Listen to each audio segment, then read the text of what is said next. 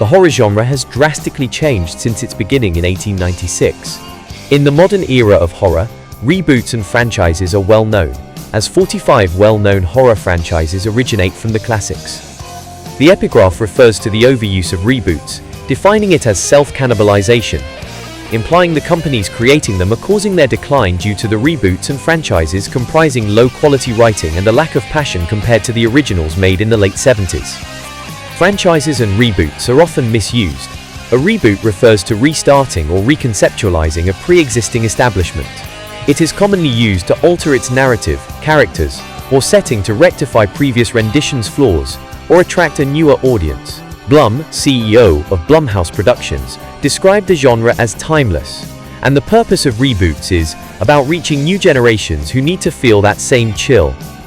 A franchise refers to a series of related media centered around consistent themes, characters, and environments. It often spans multiple installations and includes reboots, sequels, and spin-offs. The 70s and 80s were a golden age for horror, with the inclusion of popular slashers like Halloween, Evil Dead, and Scream. Around the 2000s, when the audience who grew up on those movies came of age, they had the opportunity to produce themselves. The remakes had potential nostalgic value to them, and the originals were made long enough that the younger generation overlooked them.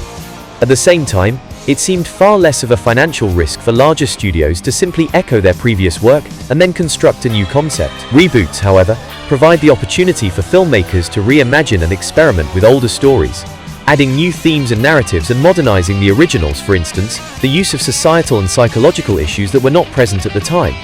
Rob Zombie stated he had the privilege of reimagining Halloween for a new generation of audiences.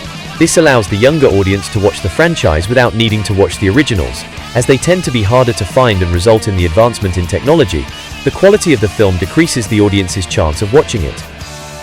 Another recurring reason for the overuse of reboots is the opportunity to expand the universe, allowing for a deeper exploration of the characters and locations. This generates various media types, like TV shows, leading to spin-offs. This also allows the chance of re-element. Large franchises like Halloween and Friday the 13th, made in the late 70s/early 80s, are known for their range of different timelines. Re-railment can be used to aid the franchise if that's to bring a character back or change their backstory completely. The most noticeable being within the Halloween franchise as the decision to kill Michael Myers was filmed. It led to an attempted redirection, creating Halloween 3 Season of the Witch as the only Halloween not including Myers, not including on the TV, causing the audience to complain and review, leading to Halloween 4 bringing Michael Myers back.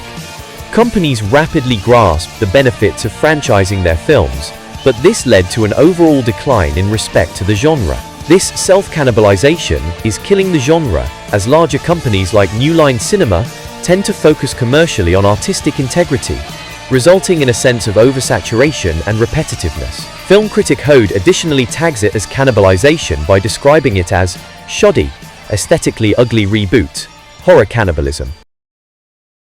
Reboots occasionally diminish the importance of the original films by reinterpreting their unique foundations. This tends to result in losing the raw qualities that characterize the initial films, especially when the reboot fails to evoke the same emotional or cultural aesthetic. Flanagan vocalized his issue with franchising The Exorcist, stating, "You have to do something that rhymes with it, and that harmonizes with it, but that isn't trying to replace it." The consistent dependence on reboots and franchises can cause a sense of unoriginality. Instead of encouraging new ideas, the industry becomes overly reliant on pre-existing properties. This instigates the perception of uninspired narratives that diminish the opportunity for a future audience. This leads to constant references and flashbacks to the originals. It is an attempt for the writers to update the newer audience. Still, the overuse of the technique in franchises creates a sense of consistent reliability in pleasing the audience with older references and using a formula that works, causing a risk of creative stagnation. The relentless use of reboots and sequels in the horror genre can lead to franchise fatigue within the audience. As popular series consistently produce new installments without a clear endpoint, the audience finds themselves feeling jaded. This recurring cycle of familiar characters and storylines can ultimately result in viewers sensing repetitiveness, diluting the original narrative's impact. Carpenter quoted on the use of reusing content, saying, "Let's remake something that maybe rings a bell and that you've heard of before. as it's aware it's a straightforward gap to fill simply by labeling it under a massive title. As the franchise continues over time, it becomes a challenge to maintain the same excitement and emotional resonance that the original films captivated so well. Companies thrive on the pre-built audience that the originals have already, as fans are drawn to the familiar characters and themes. It ensures the new adaptations and reboots already have a built-in fan base, meaning an ensured income, no matter the quality and reviews it would claim. Jennifer Kent quoted this as the dubious motives being predominantly money-based. The recent Halloween trilogy, produced between 2018 and 2022 by David Gordon Green, illuminates this issue heavily. Constantly referencing the original franchise and exploiting nostalgia caused a steep decline in audience reviews. Still, it earned millions in margins compared to the initial budget, which consisted of lower quality writing. The trilogy is a direct sequel to Halloween 1978, disregarding all sequels to create a clean narrative continuation. This allowed fans of the 1978 version to reconnect with the franchise, while newer viewers could be equally entertained without requiring knowledge of the older films. Jamie Lee Curtis reprises her position as Laurie Strode, securing the series in its original mythology. This casting using past characters like Elleman Doyle can be perceived as a crowd pleaser, knowing the loyal fans will be entertained. It was also the leading decision to mimic the minimalist poster style, with Michaels' mask prominently featured.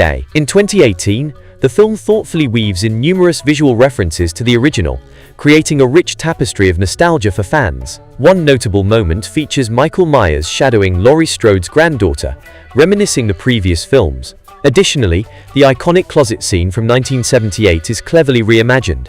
Laurie now utilizes her knowledge of these spaces to outmaneuver Michael, displaying her evolution from a vulnerable teenager to a survivor. The trilogy retains familiar editing tropes to capture the same visual style while consistently making it modern. It also retains familiar shots and surrounding atmospheric lighting, paired with Carpenter's return to composing the classic score.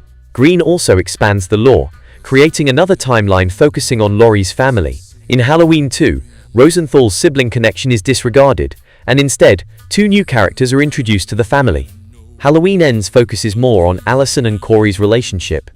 It also expanded Michael's legacy, following up on a different outcome for the pathway of how he makes the stereotypical escape and return, instead of finishing the trilogy with the suggestion that Michael hand over the mantelpiece and choose to use Corey for assistance.